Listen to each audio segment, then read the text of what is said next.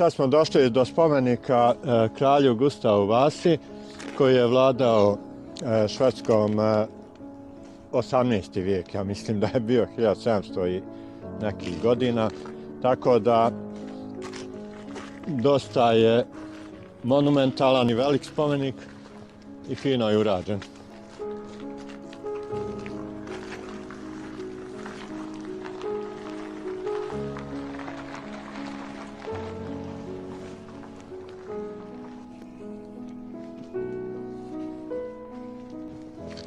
Tako, sad smo spremni za dalje.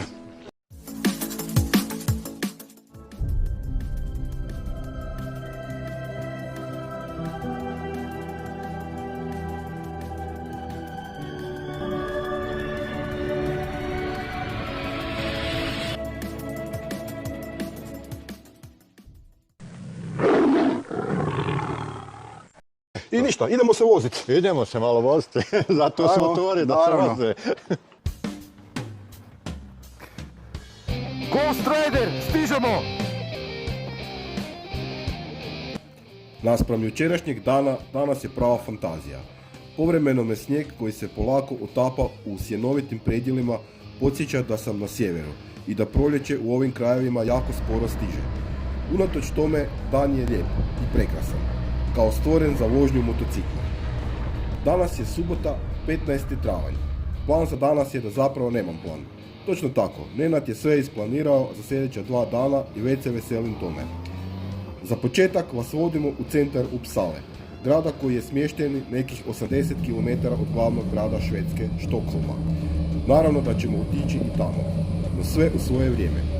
Prije Štokholma i Uppsale Nenad nas vodi na još jedno super mjesto. Radi se o motocentru, najvećem na ovim prostorima, sa jako velikom i bogatom opremom, kao i novih i rabljenih motocikala. Nismo tražili dozvolu za snimanje, ali nekoliko slika je uspjelo uletjeti. Sad smo stigli kod prodavnice Ravens MC, koja je najveća prodavnica u ovom dijelu Švedske, i tu ima, što se kaže, sve od igle do lokomotive za motoriste i opreme i motora.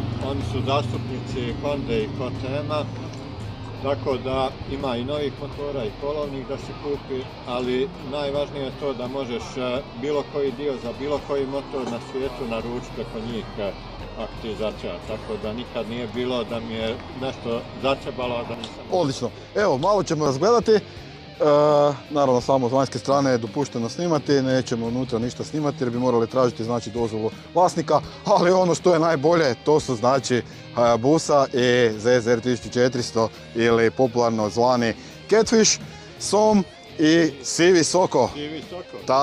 Tako je. Ništa, idemo unutra pogledati i onda ćemo vidjeti što ćemo dalje, što je Nenad pripremio za danas. Ja ću se prepustiti iznenađenju i uživati u ovom prekrasnom sunčanom danu, proljetnom. Dan je prekrasan. U odnosu na jučerašnji dan, ovo je ljeto. Da, slažem se. Odlično. Hvala ti, Nenade, i ništa, idemo dalje. Kao što možete i vidjeti iz ovih slika, ponuda je stvarno velika. Tako nije ništa čudno da se ovdje mogu kupiti i motorne saonice za snijeg, kao i skuteri za vodu. Najveća fora je da isto tako možete kupiti i kit za ugradnje gusjenica na vašu Hayabusu ili ZZR-a. Da, dobro ste me čuli, i takve stvari postoje ovdje i to u ovim hladnim krajevima nije ništa neobičajeno.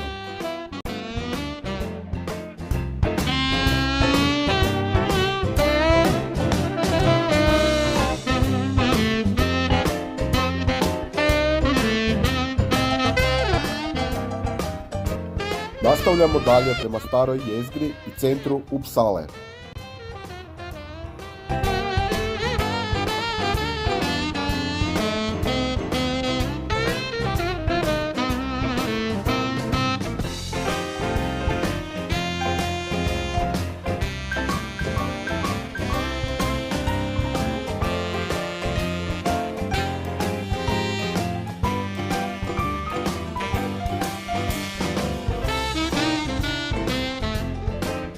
Nakon jučerašnjeg dana, ovo je pravo osvježenje. Evo, ljudi čak hodaju i u kratkim majicama.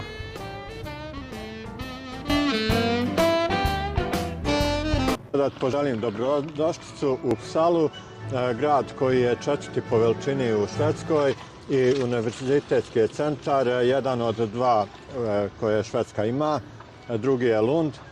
I sad se nalazimo ovdje kod Kraljevog dvorca, pošto je Uppsala bila švedska prestolnica dok je bio Gustav Vasa kralj Švedske. Poslije su prešli u Stockholm i tamo je sad glavni dvorac kraljeva, ali ovaj dvorac je ostao još uvijek kao rezidencija kraljeva i možeš vidjeti dvorac je dosta velik, ali jednostavno građen bez nekog arhitektonskog nekog jakog arhitektonskog stila, kako bi se reklo, nije jednostavan je. Evo, hvala Nenade na toploj dobrodošlici. Evo, vrijeme nas super prati, odlično je, toplo je, malo vjetrić puše, ali nije to ništa za nas, za nas mlade bajkere. Tako da, evo, odlično, hvala ti što si mi pokazao dijelić tvog grada i naravno i još dalje nas vodiš u nove avanture, tako da evo, ostanite i dalje sa nama i uživajte. Dobro, nadalje još da pokažem dole, niže je botanička bašta koju je pokrenuo Linné, švedski botaničar. Ja mislim da je on iz 14. ili 15. vijeka, nisam baš siguran, ali istraživao je, dosta je naziva dao za biljke koje do tada nisu bile istražene i po tome je poznat. A bašta, kao što vidiš, radi se sad poslije zime, pripremaju je, pa će biti mnogo ljepša kad dođe ljeto i kad... Da, ovo stvarno izgleda prekrasno i siguran sam da kad je pripreme da će izgledati još bolje. Da. Daj mi reci, vidimo tamo u daljini i nekakve topove ratne. Ajmo se prošetati dogore pa si objasniti istorijat tih topova. Odlično, ja neću niti gasiti kameru, samo ću uzeti ključeve iz motora, odnosno uzeo sam ih već. Dobro, idemo sad malo prošetati dogore. Pošto je to kao vidikovac, vidi se čitav grad odatle, jer u Uppsali sve zgrade koje se grade moraju biti niže od dvorca i gradske crkve, tako da ne zaklanjaju vidik. Iz bilo kog dijela grada se vidi i dvorac i crkva. Da, ovo stvarno izgleda fantastično. Tako da odavde se vidi čitav grad i mislim da je lijepo doći i pogledati. Da, slažem se sa tobom. Evo, vidimo kako to stvarno fino izgleda. Sad idemo gore prema topovima da ti objasnim i tu. Odlično. Pošto je to u stara vremena bilo je rivalstvo između kraljeva i popova. I ovi topovi, kao što vidiš, okrenuti su prema crkvi. Time je kralj htio da da do znanja ko je glavni u državi. Da popovi moraju slušati, pokoravati se kralju, a ne kralj njima.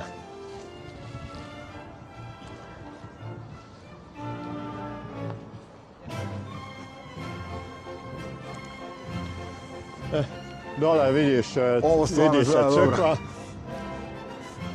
Crkva je dosta lijepo izgrađena, ima fine sa dva tornja velika, jednim malim tornjem.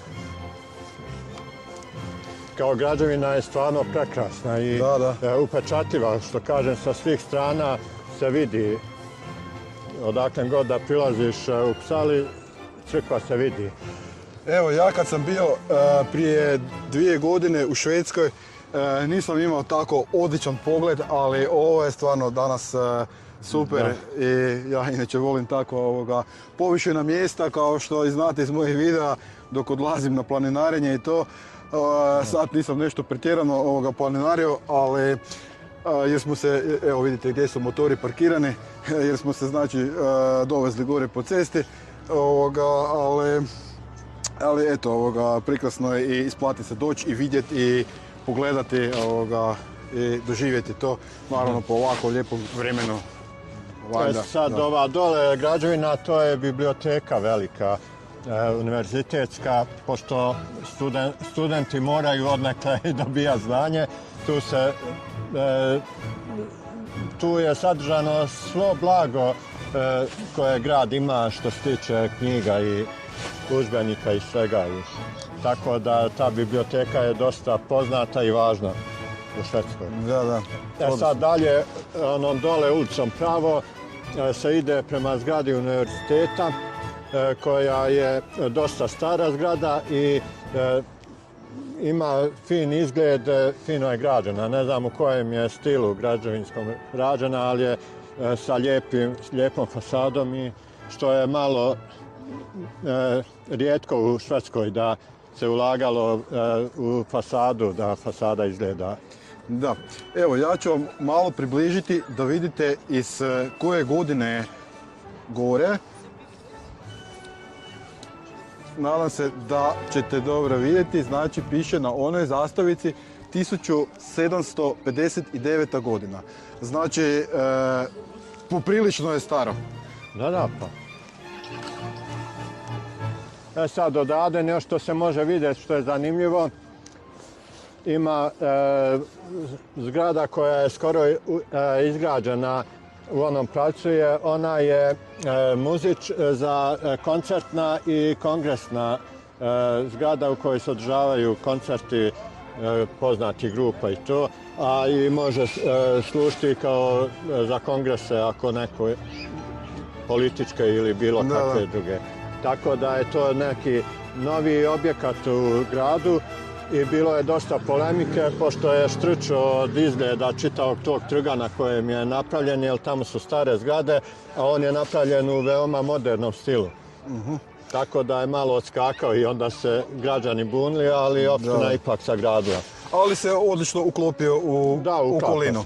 To. Bez obzira na modernizaciju, da, i sad strukture još i svega, da, grade sad i pored njega će biti još zgrada u tom stilu sagrađeno, tako da onda neće odskakati više.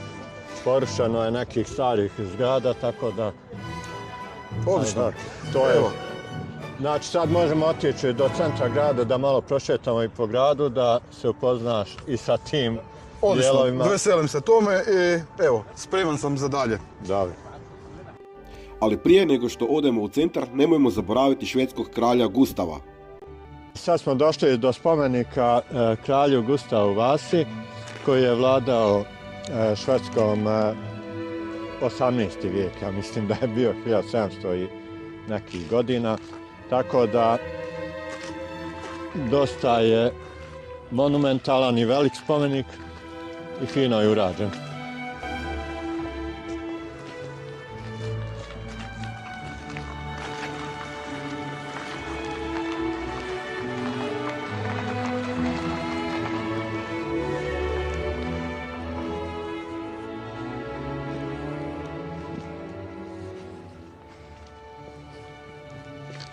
Tako, sad smo spremni za dalje. Motore smo parkirali i idemo na šetnju u Psalom. Sad se nalazimo u centru grada Uppsale. Tu su stare građevine koje datiraju iz 18. 17. vijeka. Tako da dosta je zanimljivo da se obiđe i da se pogleda sve ovo. Pa hajmo krenuti malo u šetnju da vidimo i to. Ajde da vidimo i to. Evo, kao što vidimo, ima dosta i motorista. Da, počela je sezona. Da, lijepo vrijeme, odmah ih je izmamilo van. Da, što bi neki rekli, nema motosezone, ali ipak kad je snijeg i zima, nema motora na ulicama. Da. Ali danas je stvarno prekrasan dan. Žao mi je jučer kad si dolazio što je bilo onako loše vrijeme, ali... Dobro, ali loše vrijeme nije razlog za... Da. Loš izgovor, šalim se. A daj mi reci, ova riječica ili kanal, što to teče tu? To je glavna rijeka koja teče kroz ovo mjesto. Irison se zove i ona je dosta dugačka i ovdje na par kilometara nizvodno se ulijeva u jezero Mälaren koje je Evo, malo da vidite. Tako da ima ovih starih mostova, fino je izgled. Samo što je problem u švedskim rijekama to što im je dno muljevito i onda su dosta prljave i crne, nisu bistre kao kod nas rijeke. Evo, vidi se. Sad možemo duž rijeke u onom pravcu da prošetamo da vidiš. Može, ovo je krasna šetnica i stvarno je lijepo vidjeti ljude vani na zraku i da nema više one grozne pandemije. To, da nije... I da smo svi fino zdravi i veseli i uživamo na suncu. To je najvažnije i da slobodno možemo da šećemo, bez ograničenja. Da ne razmišljamo o dozvolama, da li možemo ići negdje. Pa ja sad kad sam dolazio ovdje, bilo je stvarno lijepo, pošto je sad Hrvatska u šengenskoj zoni. Znači, praktički nisam trebao vaditi putovnicu skroz do check-ina na trajekt za Švedsku. Da, i to si morao zbog toga da vide da li si ti taj koji... Da vide samo podatke tvoje, da li si se ukrcao. Ti koji si naručio kartu ili neko drugi. Znači, to nije ono da je granični prijelaz da pokazuješ da imaš dokument, samo da vide da li si ti taj koji je platio kartu. Tako je. Sad, a kako je bilo kad si išao na Nordkapp prije 2 godine? Jesi morao vaditi? Znači, kad sam išao prije 2 godine na Nordkapp, išao sam gore preko Oresundskog mosta. Tako da nisam išao sa trajektom, nego i inače trebao sam vaditi putovnicu. Znači, kad sam prelazio iz Danske u Švedsku, trebao sam pokazati svoje dokumente i znači ta avantura me u ono vrijeme koštala 500 kuna znači onda je bilo još valuta u kunama, 500 kuna sa danske i 500 kuna sa švedske strane. To je bilo znači putovanje prema gore, a znači dolje kad sam se vraćao onda sam zapravo napravio krug oko cijele Norveške i prešao sam s trajektom u Dansku. I onda naravno bila je standardna procedura, ali s tim znači kad sam kupovao kartu za Dansku, znači ja sam već onda morao podatke sa putovnice ukucati preko interneta i što recimo sad u ovom slučaju nije bilo potrebno preko aplikacije, tako da velim, evo ipak ima nekih pozitivnih promjena na bolje. Sad da te upoznam, ovo ovdje je bazen veliki natkriveni u kojem, kao gradski bazen u kojem možeš i usred zime je voda topla u bazenu i možeš se kupati. Tako da Šveđani vole plivanje i ima par takvih bazena u Psali, ali ova je baš u centru grada i dosta je posjećen. Ovo stvarno izgleda ovo su slapovi Pirisona koji je napravljen da bi, pošto je ovdje mlin bio, ova građevina ovdje je mlin, tako da je taj mlin služio za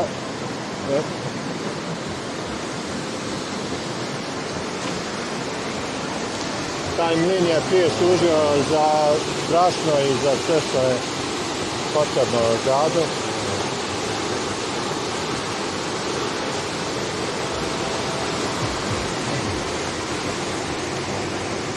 Tamo s druge strane rijeke je pijaca natkrivena, pošto ovdje zimi ne bi mogli napolju stajati prodati proizvode, tako da je to kao građevina koja je natkrivena, ali je pijaca u kojoj se prodaju i poljoprivredni proizvodi i prehrambeni i tako. Znači ima svega praktički za kupiti i široki i bogati izbor.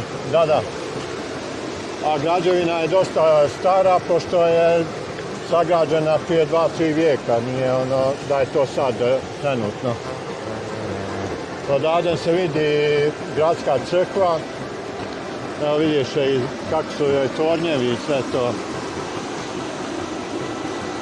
Malo nam sunce smeta za snimanje, ali... Nema veze ovoga. Ova moja nova kamera jako dobro filtrira sunčeve zrake, tako da ponekad te snimke koje snimam direktno prema suncu ispadnu začuđujuće dobro. Da. No dobro, evo, vratimo se mi natrag, znači našem obilasku. Vidim, stvarno je ovdje lijepo i fino, si ti to nama lijepo i detaljno opisao i dao, znači, tu malo neku širu sliku a ne recimo kao što sam ja jučer doslovno samo sam prolazio kroz tu autocestu. To je, nisi ništa vidio. Nisam ništa vidio i eto, zbog malo veće hladnoće možda malo je bio smanjeni ta aktivnost za snimanjem, ali dobro, evo danas nadoknađujemo i to je to. Dobro, idemo sad ovom malom ulicicom prema centralnoj ulici u gradu.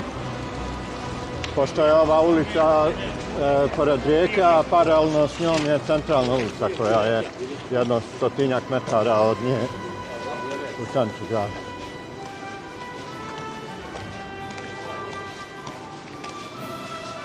Inače, ovaj grad, kad sam doselio prije 25 godina, imao je 160.000 stanovnika, a sad je već 240.000. Brzo se širi, raste, ima sve više i građevina. Znači, natalitet je povećan, populacija se širi. Ja mislim, nije natalitet toliko koliko je bježanje sa sjevera na južnije krajeve. Dosta onih koji su živjeli na sjeveru, tražeći posao ili nešto, došli su ovamo. A i pošto je studentski grad, mnogi dođu da studiraju ovdje i onda jednostavno ostanu i da se zaposle ovdje da rade. Da. Tako da grad se širi. I još to je posebno, pošto je jeftinije živjeti u Uppsalu nego u Stockholmu, mnogi dođu, presele se u Uppsalu, pa onda svaki dan putuju na posao u Stockholm. To je sa vozom pola sata. Da, zanimljivo. Sad tamo je biblioteka, isto gradska, ali to nije univerzitetska, nego samo ovako belečištika i tako. Ovo je znači ta glavna ulica, pa hajmo sa tom ulicom prema trgu. Na švedskom se taj trg zove Stura torget, ali u prevodu znači veliki trg. Znači, to je centralni trg, ali je problem što ga stalno popravljaju, sređuju, prepravljaju, pa ja mislim da je i danas isto razrovano i da ne može baš lijepo da se šeta. Iako nisam bio zadnjih mjesec i pol dana u gradu na trgu, tako da ne znam dok nam stigli radovi. Kao što možete vidjeti, rimske kockice, kao i u većini trgova, znači i ovdje su prisutne. Da. I to je recimo karakteristično te rimske kockice za Prag koji ih je stvarno prepun. I kada sa ZZR-om vozim po tim rimskim kockicama, mogu vam reći da nije baš zgodno za bubrege. To je tačno. Dobro, ovdje ima i par ulica u kojima se kreću vozila, ali koja su popločana sa kockom, bez asfaltne podloge su. Sad na glavnom trgu su autobusi prolazili prije, pa sad zbog tih radova koji se obavljaju zadnjih godinu dana, trg je zatvoren za autobuse i autobusi ne prolaze tuda, ali je dosta problematično to, što ja mislim ipak da bi trebalo autobuse izbaciti da ne idu kroz centar grada. Reci, evo jedno privatno pitanje, da li si možda i ti imao priliku voziti autobus tim trgom? Jesam pa, to je sve do prošle godine se prelazilo sa autobusima taj trg, ali prošle godine u februaru, ja mislim, je počeli radovi da se izvode i onda su zatvorili, prebacili su autobuse oko grada da idu dok se ne uradi taj trg. Sad da vidim iako dok ne stigao trg sa izgradnjom. Sad prije 15 godina su napravili veliku grešku kad su pravili taj trg. Onda su napravili umjesto ovih malih kocki. Stavili su velike ploče, metar dužine sa 40 širine. I autobusi kako su prolazili, oni su te ploče stalno iskrivljivali, a granitne su ploče, mislim, nije beton, nego baš granit kamen. I onda su to morali da dižu, da sklanjaju i da opet stavljaju kocku da bi autobus mogli ići. To je taj trg. Odlično. Sad smo stigli do njega.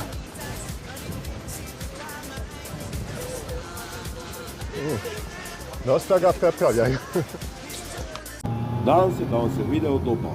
Ako je, stavite palac gore i ne zaboravite se pretplatiti na kanal. A ja vam već za tjedan dana donosim novi video. Završavam šetnju Upsalom i odlazim nenadom na nova uzbudljiva mjesta po Švedskoj. Hvala!